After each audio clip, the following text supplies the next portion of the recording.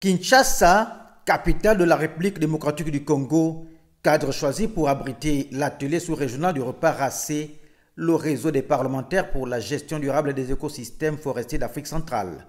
Initié par la coordination régionale du repas racé avec le soutien du projet régional GIZ d'appui à la Comifac, cette rencontre à laquelle prenait part une délégation du repas Gabon conduite par son coordonnateur, l'honorable Martin Mabala, visait la validation par les parlementaires des pays membres de leur note de position au COP sur la biodiversité et le changement climatique, ainsi que leur stratégie One Health. Aujourd'hui, vous savez, les problèmes de réchauffement climatique, les problèmes de la biodiversité sont des problèmes d'importance.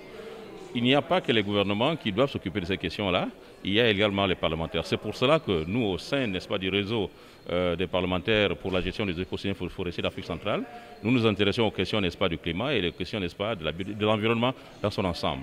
Organisée à quelques jours de la tenue de la 26e COP sur le climat, cette rencontre annuelle a permis aux parlementaires de recenser les besoins de la sous-région et prioriser les préoccupations des pays africains victimes des changements climatiques. Des travaux qui ont abouti à l'adoption d'un certain nombre de recommandations, parmi lesquelles déterminer les proportions précises à atteindre par le bassin du Congo dans la mise en œuvre du nouveau cadre mondial de la biodiversité.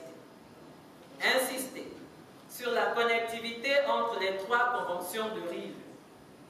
Faire ressortir la question des compensations liées à la problématique de la gestion durable de la biodiversité. Dresser l'évaluation de la mise en œuvre des objectifs de Aichi 2011-2020.